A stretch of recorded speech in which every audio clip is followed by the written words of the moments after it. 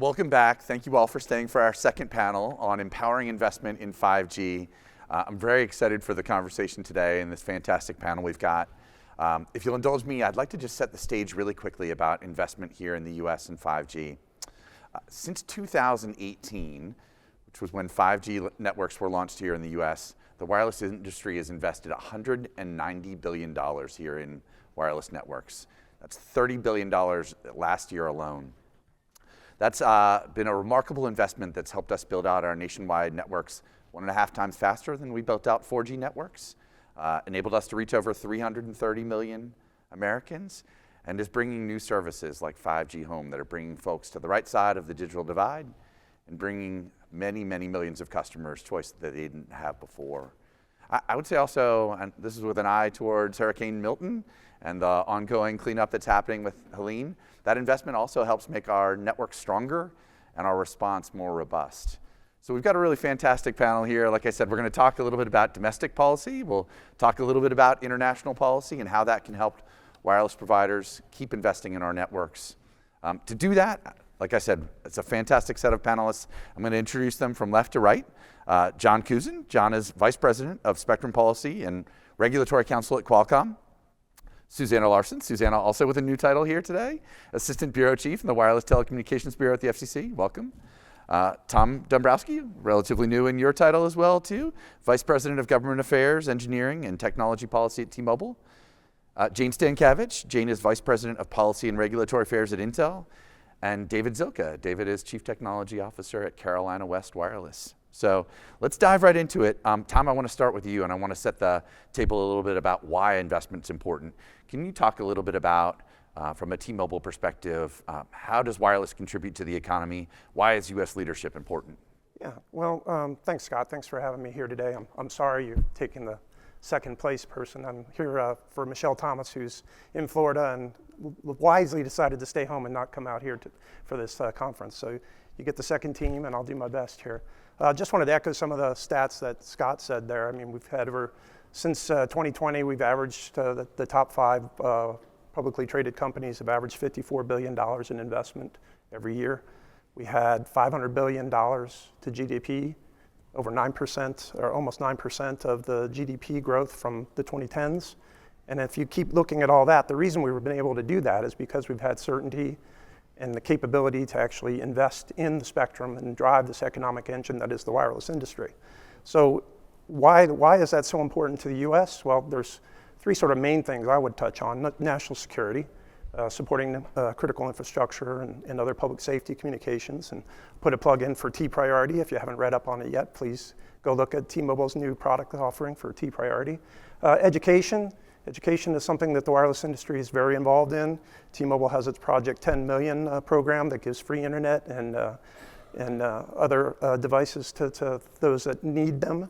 If you have education capabilities, you improve the job front for folks. You increase the salary, you increase more investment and all that. And then finally, overall competitiveness in the world. We heard this in the past panel in terms of how important it is for the US to have the competitive lead. And because we've been able to have sort of full power licensed spectrum available to us to invest in and be confident we can invest in it, it's helped us really lead and drive innovation and drive the economic engine that is the wireless industry right now. Thanks, Tom. Susannah, I want to turn to you. Chairwoman Rosenworcel described the potential of 5G, I love this quote, to lay the foundation for digital transformation around the globe. Can you talk a little bit about how the FCC is creating an environment for wireless innovation and investment? Yeah, so thanks for having me on the panel, Scott. So thinking back to the wireless space in the last few years, I think there's been a few key areas of focus. In the Wireless Bureau, spectrum is always top of mind, so I'll start there. So in recent years, the Commission has completed auctions and issued licenses in the 3.45 gigahertz band, the 3.7 gigahertz band, and the 2.5 gigahertz band, so putting this valuable mid-band spectrum in the hands of operators. The Commission has also explored policy tools that can enable spectrum sharing and more efficient use of existing bands. So, for example, the Commission has continued to improve the CBRS band, 3.5 gigahertz, by collaborating with federal partners to improve the sharing model. And then, more recently, an exciting sharing model is the supplemental coverage from space, which enables satellite operators and terrestrial providers to collaborate and provide additional connectivity through use of terrestrial licensed spectrum. So in addition to spectrum, another area of focus is the building secure and resilient supply chains. And so a few things the FCC has done. One is publishing a list of equipment and services that pose a unacceptable risk of national security and safety to U.S. persons, called the covered list. So because of the critical role that communications networks play in the U.S. economy, the FCC prohibits the use of any federal subsidy administered by the FCC for purchase, obtaining, maintaining, et cetera, anything that's on the equipment or service on the covered list. In addition, there's the Rip and Replace program that the FCC established to remove and replace and dispose of covered equipment. And I will note that Chairwoman has advocated for ongoing support to achieve the goals of that program. And through these security efforts, along with the Commission's efforts to promote Open RAN technologies, that helps to promote investment in secure and trusted equipment. We've heard about that on earlier panels and earlier speeches. But so then the final kind of area of focus is the deployment of high-speed communication services to everyone, everywhere throughout our country. And that's through programs like ACP, ECF, E-rate, and 5G Fund. And so as we learned during the pandemic, the availability of high-speed communication services drives that economic growth in the nation's communities. And so in addition, the establishment of the Commission's broadband data collection has helped us make tremendous progress in understanding and making sure we have accurate deployment data to underlie those policies. A lot of activity there. Yeah, a lot. I want to turn to two of the trusted vendors that we've got here. John and Jayne, both of you bring a lot of expertise, bring a lot of insight into developments in wireless technology and equipment. And I want to borrow a theme that Commissioner Carr talked about, which is making sure that we're telling the story about the positive use cases that 5G can bring. And wondering if you can each share a little bit about what gets you excited, what use cases you see 5G and beyond unlocking. John, maybe. Yeah, Sean. Sure. So thanks a lot for having me on the panel. It's great to be here with all of you. I would just start off with the data that CTIA released showing that the mobile data growth over the past 2 years has doubled, and by 2029 we're going to see a 3x growth. So that's the reason why we need more spectrum for mobile use to be open in the US. It's critically important. When looking at 5G, I'll take two extremes. The one is what was initially called 5G NR Lite, or Red Cap for reduced capacity. It's capability of 5G to support essentially billions of IoT devices. These are devices that are very low power, lower data demand, but highly functional. So by able to communicate at megabit per second speeds for something like a smartwatch or a mobile medical device, these devices can operate very efficiently without having to recharge them for several days. And we all know how super important battery life is for all of us, for all consumers. And these Red Cap devices are something that 5G supports, and you're starting to see the uptake out in the world, and I'm very excited by that. On the other extreme is we're now seeing these very lightweight AR, VR glasses that look like very typical Ray-Bans, and folks are using them to live stream mountain biking, or to show one of the examples that I think is pretty remarkable is you could potentially put a pair of these glasses on the second base umpire in the Mets-Phillies game that's actually going on right now. I'm a Mets fan. And allow people to actually view a game from the perspective of the umpire. And that, on the other extreme, like I'm saying, requires a lot more data. You need to actually send on the uplink a lot of data to have the umpire's perspective as he or she are turning their heads, and that is like a real cool experience when something like that occurs. And I've seen plenty of videos from folks doing things like mountain biking, which is pretty amazing. And I think you're going to see more of that, where people are able to share. One use case that makes a lot of sense is if your kid rides their bike to school, child could wear the glasses and you could see what they're seeing and you can make sure they get to school okay. So like those are two examples. I'll turn to Jayne to share her thoughts. Yeah, and I'll come at it from a slightly different perspective. So Commissioner Carr spoke about fixed wireless access, which I think we all know and love. That really is more of the continuation of what we've seen with previous Gs, right? A bigger pipe, basically, more throughput. But with 5G, we actually ended up with ultra reliable low latency communication, URLLC, and we ended up with massive machine type communication. And what that really brought was all of the things that we have seen in the commercial or the consumer space now is available to enterprises, use cases that didn't actually happen there before, right? And they're very different, right? Like if you talk to a mining company, they may be interested in remote maintenance. If you talk to a retailer, they may be more warehouse logistics. You talk to like a factory, a manufacturer, camera, image detection, what's going on with machine weld, for instance. Very different types of capabilities that are needed, but 5G now has that available. And if you think about that, it's beyond the economy of just what we have traditionally done here in the telecom sector. It's across the entire economy, because now you can bring some of these cases. I will caution, they are different models, right? Like, because they're so varied, you do have different models and what they need in terms of that. But I do think that the capabilities of 5G to bring those benefits across use cases across the entire economy should not be undersold. Thanks, Jayne. Well, David, I want to turn to you. Obviously, you bring the perspective of a provider that's serving its communities in some of the hardest to serve parts of the country. So I really want to ask you about what wireless means to the economy of your towns and communities.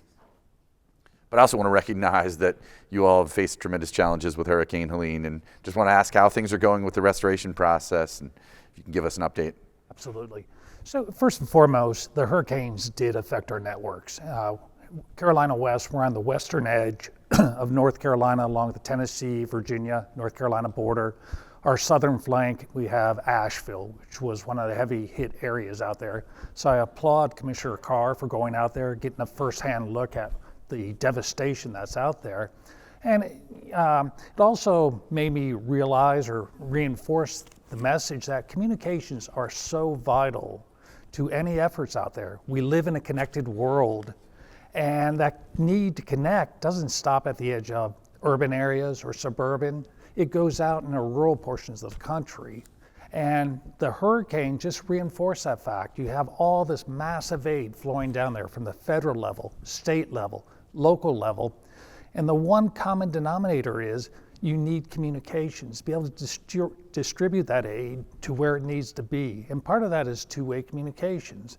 Communities need to be able to reach out saying and specify what they need, and then the responders need to be able to talk back and orchestrate that whole thing. So it's a wonderful thing to watch, people coming together here. I applaud the effort of many agencies, federal, state, and local levels. And we will get through this. As of now, I think at the high point, about 2/3 of my network was down because of hurricane-related issues. I think I'm down to about 10% as I'm speaking today. So we're making strides, but it shows you infrastructure is critical. I know we want to talk about telecom, but on top of that, power, road networks, the same gambit, they all come together to provide service to rural America. But I just want to reemphasize the fact, though, that when we're up here talking about connectivity, I heard it multiple times this morning during the keynotes, connectivity is so vital. for our lives, our economic benefit, as well as just doing business in general. And we need to ensure that connectivity is available out in rural America. As we saw in COVID, people left the cities. They literally headed for the hills, the mountains. I saw my traffic surge during COVID, and it was a great thing, but people were demanding the same services, features, functionality that you had in urban and rural, suburban areas. We had to have equivalent service out in our footprint. So it's huge for rural America being able to connect to the global economy, but likewise having the global economy be able to connect to us in rural America. Thanks, David. So there are a number of different factors we can probably talk about that really impact investment, but I think one of the most important is spectrum. Tom, I want to start with you and talk, if you could, a little bit about how spectrum allocations influence T-Mobile's ability to build out its networks. Sure. And we heard in the panel before a lot of maybes and a lot of studies and a lot of work that's going on. But right now what we're sort of suffering with is there's not a lot of certainty. And if you're going to have investors like certainty. When I invest my money, I want to make sure I know what I'm investing in. And right now we don't have a lot of certainty. We don't have auction authority at the FCC. We don't have the dedicated spectrum pipeline sort of discovered at this point. We have a lot of things that are under study, but nothing really determined there. And without that auction authority, the FCC is sort of hamstrung in sort of its ability to identify spectrum and find new ways to go about things. If we got auction authority actually adopted and back on the books, there's some things that can happen pretty fast, I think. They've got some auction inventory there for 600 megahertz, BRS, AWS-3. That could be a pretty quick auction. We heard in the first panel before, or the panel before us, of the National Spectrum Strategy, we got the lower 3, 7, 8 gigahertz. Those are certainly bands that could be part of this process. And frankly, I think it was also mentioned in that the next band of C-band is a possibility. And frankly, maybe another broadcast incentive auction. Obviously, we need some congressional help to get that there. So I think there's a lot of possibility there. And I think in order for there to be investment, you absolutely have to have some certainty around what is coming from the spectrum pipeline, and having auction authority for the FCC, I think it's absolutely critical. Yeah, you teed up two really important points here. Susannah, maybe I'll turn to you for the first piece, spectrum auctions. This year we celebrated the 30th anniversary of the first spectrum auction. Can you talk a little bit from the FCC's perspective? What does that mean for our economy, for our ability to innovate? Yeah, so we've heard a lot about Spectrum Auction Authority, and I think as we've all seen over the last 30 years, and we heard a lot of interesting stats in the keynote this morning, but, and as the chairwoman has said, the FCC's authority to auction spectrum is an indispensable tool for harnessing the promise of new wireless technologies while also spurring economic growth, creating jobs, and strengthening our national security and international leadership.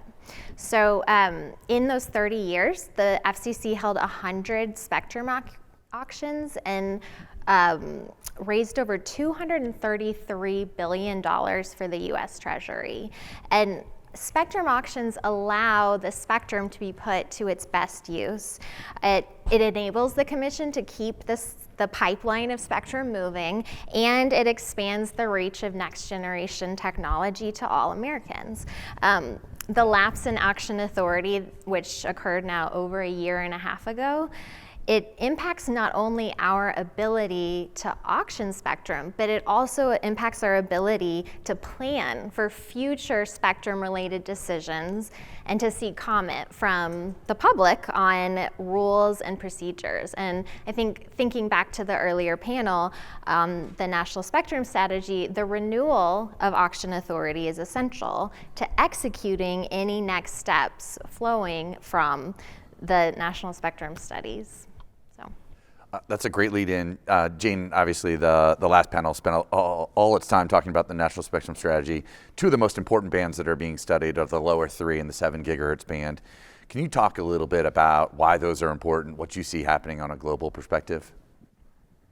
Yes, so in terms of the lower 3, and I think Luciana covered part of this, right? There's tremendous interest in mid-band spectrum for carriers worldwide. As we look at that, lower 3 when you think about it, the 3.4 to 3.6, we did start like 20 years ago, but it does go down. Like in the radio regs, for instance, there are 49 countries in EMEA, all of Region 2, and large markets like India and Region 3 that do 3.3 to 3.4. That's already part of that. That is a huge ecosystem that the U.S. joining that would be really important, right? And so that plus the idea of a tuning range. So for any engineers who happen to stumble into policy room, apologies, but thank you for TDD. TDD actually allows us to do tuning ranges, which means that even if it's not exactly the same, we can take advantage of it. So that ability to extend the core 3.0 C-band range basically down to lower 3 gives us incredible opportunities in terms of roaming and economies of scale. And then in terms of the 7.125 to 8.4, that is actually on the agenda under agenda item 1.7 for the next World Radio Conference. So the entire world is studying it right now. And so both of these bands are really prime bands that I think we could really jumpstart really quickly and move forward if we were able to make some progress on those. John, I know you and Qualcomm have been tracking the national spectrum strategy developments as well too. What are your priorities as we enter into these new band studies, particularly of lower 3 and 7? Sure. Yeah, I think looking at both of those bands, the gold standard for new spectrum is fully cleared, exclusively licensed spectrum.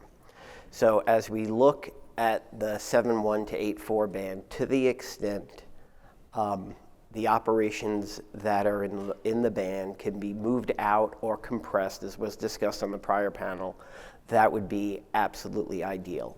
Recognizing the challenges there, it also is going to be important to understand and to have the certainty that Tom Dombrowsky was talking about. Carriers need to know that they're going to have access to the spectrum when they deploy. That is critically important, and right now we're trying to figure out what exactly does that mean. And it is very important that all of the work that was discussed on the first panel bear fruit. As we sit here today, other major markets outside the US know exactly where they're going to deploy 6G spectrum. And that is in the upper 6 gigahertz band that the US has allocated for unlicensed use. Okay, this is where we are, and we're looking at 7.1 to 8.4. So it is critically important that a substantial amount of that spectrum be open for 6G deployments. And I'd say that's kind of our main focus as well. And also, as I think has been mentioned as well, there's an active NPRM with regard to the 3.5 CBRS band, and looking at rationalizing spectrum there as well. One thing that is not often talked about is the impact, the negative impact when you have disparate technical rules between the various bands. And we've seen by the various waivers that have been filed at the FCC by Ericsson, Samsung, and others, the very stringent out-of-band emissions that applies to the CBRS spectrum actually limits the usefulness of that spectrum to implement carrier aggregation. So hopefully the CBRS activity will bear fruit. I'm understanding folks are going to be looking at potentially readjusting what spectrum bands are high power IMT versus not. So we're of course very closely focused on that. But I would say job one is to make sure that the US has a location for where 6G systems can be deployed later this decade. That is top of mind. Susannah, I heard talked a little bit about the OET involvement, right, in the National Spectrum Strategy process. Can you tell us a little bit about how the Wireless Bureau is engaging, and what would be helpful for you to hear from folks in the industry who are interested in that process? Yeah, so as you heard earlier in the panel, the FCC is working closely with NTIA and other federal agencies on the NSS implementation plan, including the studies of various spectrum bands for new uses. And the goal is to promote the coexistence of a wide range of spectrum uses to the benefit of the nation's economic and national security. And of course, we and other federal agencies are exploring exploring improvements to dynamic spectrum sharing. But coming to Wireless Bureau, so earlier this year, the chairwoman announced the establishment of the Spectrum Steering Team, and that's actually co-led by OET and WTB. And that is composed of policy experts, economists, and engineers from across the commission, and they're dedicated to the commission's efforts to develop and implement forward-looking strategies. So their key initial focus is the FCC's implementation efforts and collaboration with NTIA, federal agencies, and stakeholders.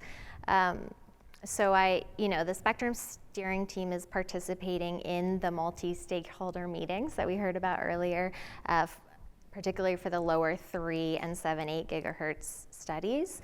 And then also, we recently issued public notices to gather more information on the 18 gigahertz band and the lower 37 gigahertz bands in preparation for those studies.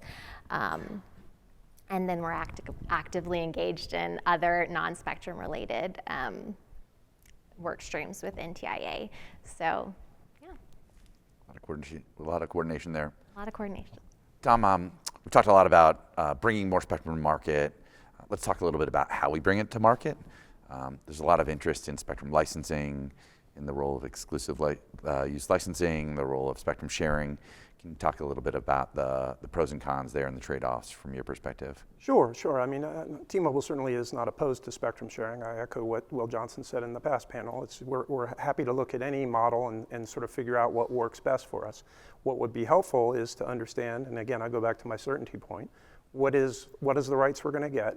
What are the things we have to manage from that perspective? And with spectrum sharing, to be honest, a lot of the modeling and a lot of the efforts that have been ongoing have not been two-way. It's been very one-way. And if as an engineer, if you don't have the information you need to actually make a decision, it's really hard to move forward with any certainty and any ability to actually invest in a network moving forward.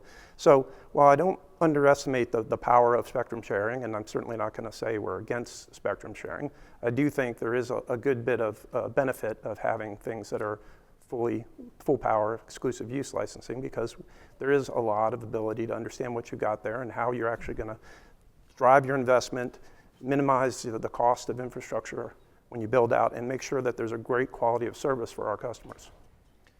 That ability to have full power service is really important. And David, I wonder if you can talk a little bit about that. Oh, absolutely. I live this nightmare on a regular basis. We do have CBRS licenses, so we have PEL licenses, and there's many areas out in rural America where the power restrictions are just hurting us. We're trying to stretch out as much coverage as possible from our existing cell sites.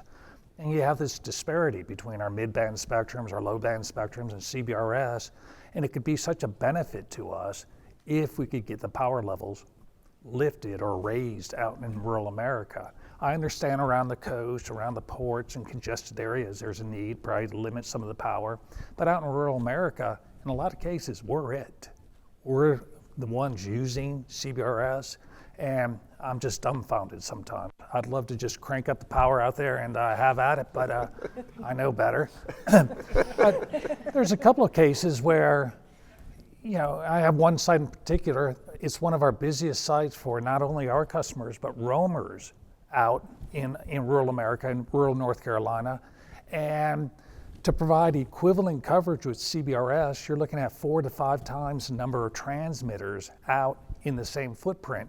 It just doesn't make sense. If I had full power, I can match the coverage I already have and augment my existing product offering out there. So from that aspect, we're all about full power, and we love dedicated spectrum, licensed spectrum to us. It gives us certainty. That's going to be my new buzzword after all this said and done, certainty. I'm glad I helped you out, David. Oh, yeah.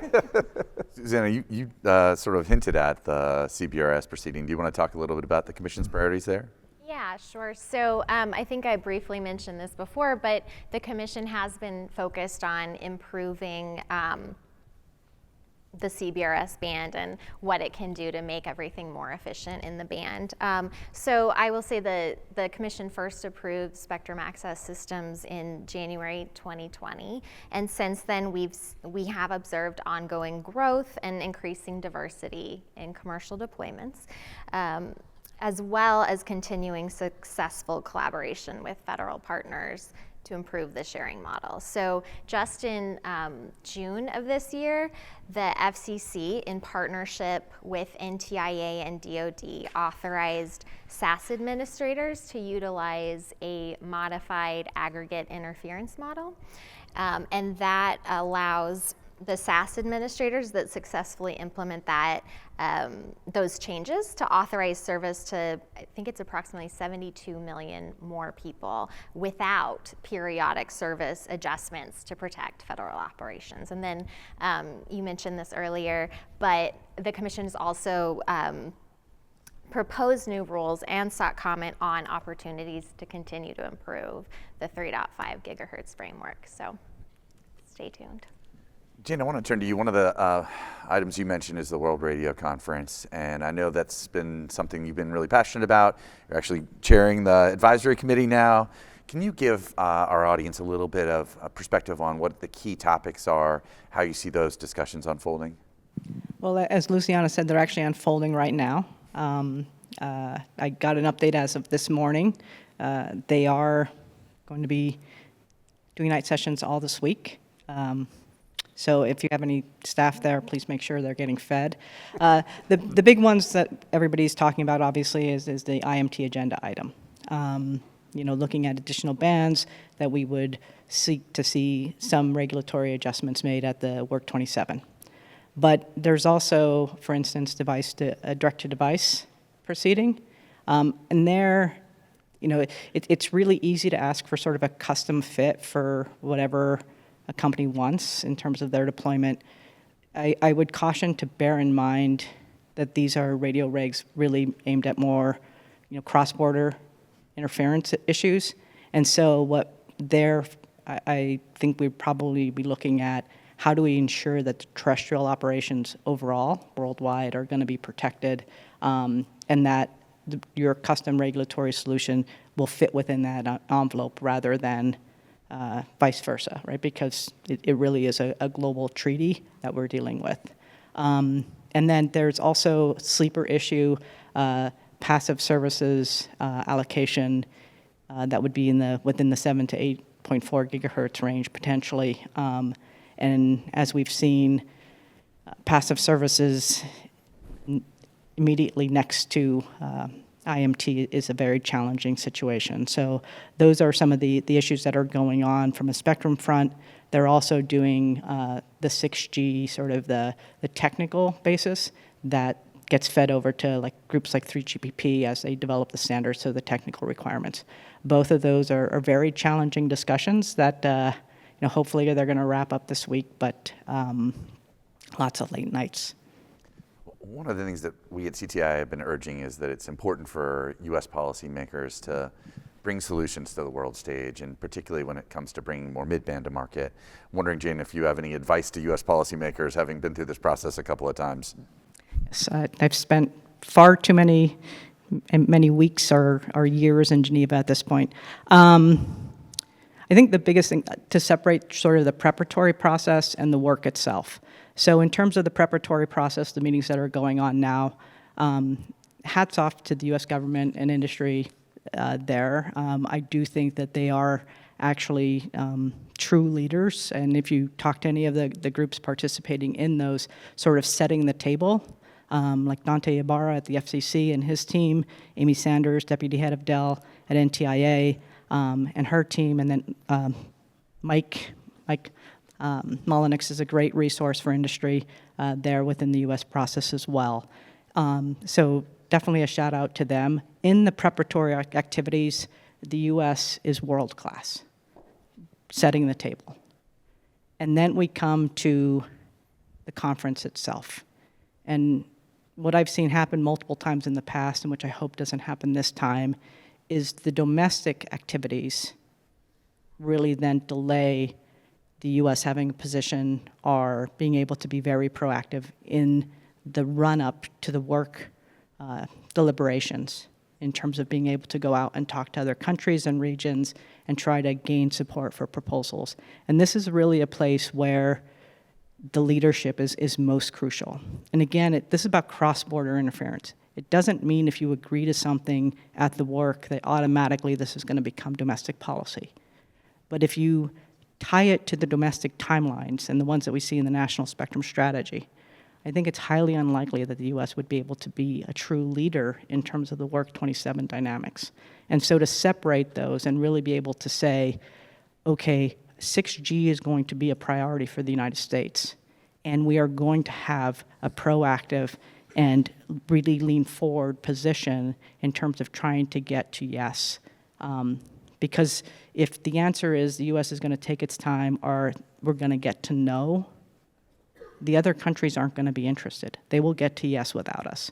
And so I would just urge policymakers to really think about that dynamic, to understand the domestic national spectrum strategy is not necessarily tied directly to those work efforts, and to let the U.S. take that world-class setting the table in the preparatory process and have that translate over to the activities at the work itself. And if I, before John, if I can just jump on that, this is great points, Jayne, and I just want to highlight, we have the spectrum, national spectrum strategy that's underway for another couple years. Work 27 is 3 years from now, 2.5 years from now. We really need to be getting our ducks in a row now, not later. And go ahead, John, I'm sure you had something to say. All great points, and I totally agree with everything that Tom and Jayne just said. One thing I just want to be very clear about is we all up here know that opening up the 7.1 to 8.4 gigahertz band is going to be harder than other bands. So we're not under any illusion that it's going to be easy.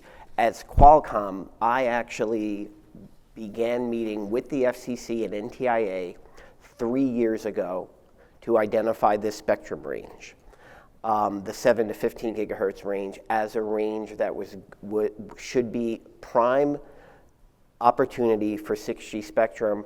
In March of 2022 at Mobile World Congress Barcelona, Chairwoman Rosenworcel identified this range to look for 6G. So we spoke about the fact that China and the EU are likely going to be deploying 6G in the upper 6 gigahertz band. It's a little unclear how much spectrum will be, in the EU in particular, will be available for IMT deployments. So the next step with regard to the EU and China are, where do we go beyond that? Let's say 500 megahertz is opened in the EU for spectrum. Well, they're going to look above 7.1 gigahertz. So it's critically important that the US do this right and set the example. This is an opportunity to set an example for the rest of the world. Like, this is how you do this hard work. So we really have to make sure the opening of this band is done properly and in a way that has certainty so deployments can begin, because this isn't ending. In 20 years, we're going to be looking for more spectrum continuously. And in the EU, they're going to want to open up that lower portion of the 7 gigahertz band, and the work we do will inform that. If I could just make one clarification, it's not to say that the entire range is going to be, right? It is that there is a yes. There is a yes somewhere that we can get to. Actually, Jayne, maybe I'll stay with you a little bit. Can you talk a little bit about what is the benefit of harmonized spectrum? We talk about that a lot, but why is harmonized spectrum important? Oh, okay, so if you've been doing this for as long as I have, harmonized spectrum used to mean the exact same frequencies and the exact same duplex gap.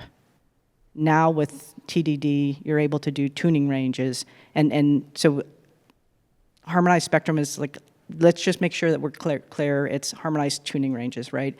And that is where you're able to get the economies of scale. You're able to have similar sort of cell sizes that you're looking at.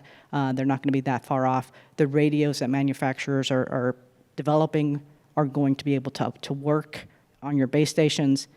And importantly, in terms of leadership, what has traditionally happened is in 3GPP, you start to coalesce around certain tuning ranges, right? Or certain ranges have more priority, they go first at the list. And if the US is behind, that means that as manufacturers are starting to develop that equipment and the van that Commissioner Carr was talking about going around, those are going to be developed for certain frequencies first. And if we don't have something to bring in to that, that means that the first equipment out will probably be in other tuning ranges. And the US, then you can't sort of, we've had the luxury of being first out of the gate in many of these cases. It's very hard if you don't have something proactive out there, because as manufacturers are doing this, you're not necessarily targeting that range, and it falls further down the queue. John, does that similar to what you would? All good. Yeah, and I was just going to add, I mean, what it tells me is we could be in a place where the U.S. is an outlier globally. And what that means to a provider is higher costs.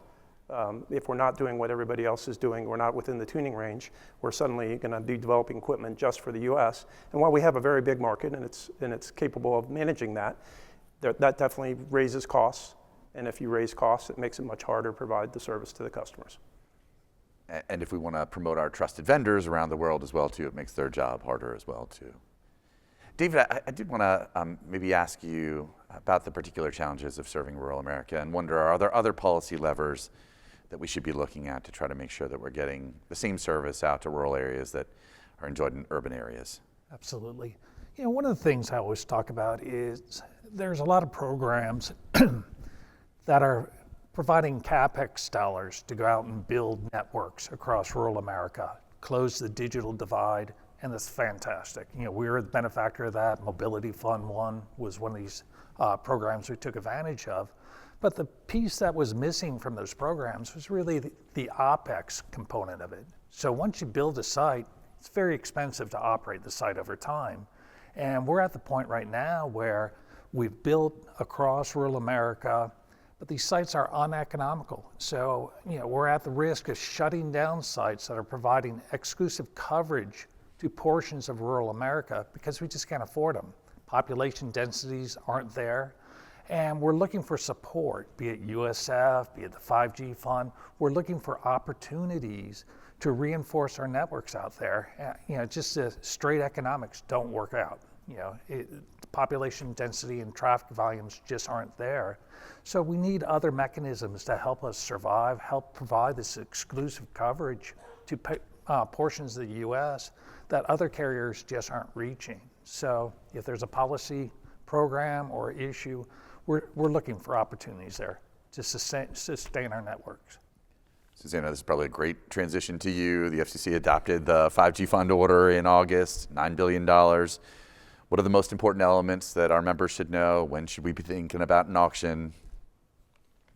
Yeah, so with the most recent order, the Commission adopted some additional rules. Many of these rules were to account for the improved data from the FCC's National Broadband Map, and using that to establish the eligible areas. So a few things to kind of highlight from that order.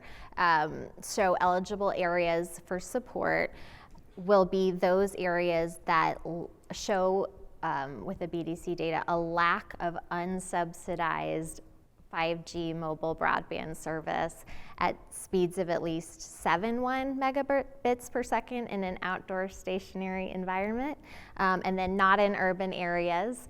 And also that contain at least one location in the fabric data set or a portion of a road. And so as you mentioned, the budget for 5G phase 1 was set at up to $9 billion with $765 million set aside reserved for service to tribal lands. And then another interesting piece of it is that the order incentivized 5G fund support recipients to incorporate Open RAN technologies in networks that are funded through the 5G fund. And they're doing this by providing additional funding and or an additional year to meet 5G fund requirements. In terms of timing, there's a couple things we still need to figure out before we can determine the timing, but those include finalizing the application and bidding procedures for the auction through the release of the comment public notice, the procedures public notice, and identifying the eligible areas. But I will put a plug in. So the commission is establishing the eligible areas, of course, using the National Broadband Map. And so we want to make sure we have the most accurate data available. So we're trying to encourage everyone to participate in the mobile challenge process. That gives us accurate data to establish the eligible areas. And so the Broadband Data Task Force is actually doing a webinar in October 24th, to talk through that mobile challenge process. So we encourage everyone to participate in that. Susannah, thank you. As we wind down our time here, I want to do a speed round, and so I'm going to ask you guys to really try to keep it 20 seconds or less, all right? I'm going to hit you each with a different question. John, what's one innovation coming from the wireless industry that you really wish policymakers knew about? Oh, sure. So one of the things that is outstripping the growth in mobile data demands is the growth in data centers. And that is largely driven by the fact that AI is expected to really ramp up. And I think we're at a stage now where the mobile phone industry might have been in 2008, 2009, 2010 with regard to AI. And I think you're going to see this massive growth. And one of the things that Qualcomm has been massively focused on is the enablement of on-device AI. We are able to run AI models with 10 billion parameters on the device. And what that essentially does is it provides better latency, better privacy and security, and limits the need to ping the cloud for everything. So that is one of the innovations I think that is you're going to need to actually have on-device AI close to the edge, as well as pinging the cloud less often and make more efficient use of the spectrum resources in order to ensure AI scales accordingly. Thanks. David, one thing policymakers could do to speed service to rural America? I need money. So operating dollars.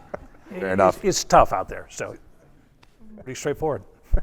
Susannah, you covered a lot of the top line items. What's one underappreciated item the FCC is working on that we should know about? The hearing aid compatibility proceeding, very close to my heart. But the chairwoman circulated a report and order for consideration at the upcoming meeting that, if adopted, would mean that 100% of wireless handsets offered in the US have to be hearing aid compatible, which means consumers with hearing loss can purchase any phone on the market.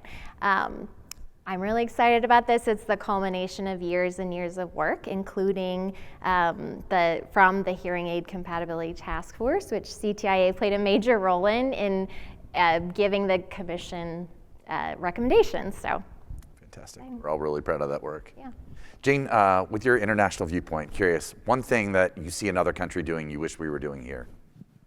I'm going to turn the question around, because we're not the only ones who have innovation, but my whole career, the U.S. has really been an innovation leader, and it has been one that we have been able to go and talk to other countries about, everything from incentive auction, C-band, et cetera. The whole career, in the U.S. has had these innovations, and I'm hopeful and really looking forward to us solving where we're at now, and with 5G, 6G, et cetera, but also other equities that we have to take into account. But it is crucial that we continue to innovate and be the leader here.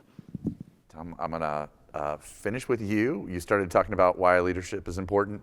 What's the one thing policymakers can do to promote it here in the U.S.? The one thing. I'm going to get one thing. So we'll stick with 20 seconds. We'll stick with. Let's get auction authority done. I mean, I think that's got to be number one, and help us out with the spectrum pipeline. Fantastic. I'll keep it short. Well, you guys have given us a great menu, and you've helped us prioritize. That's all we can ask for. If you guys could please join me in giving a very, very big warm thanks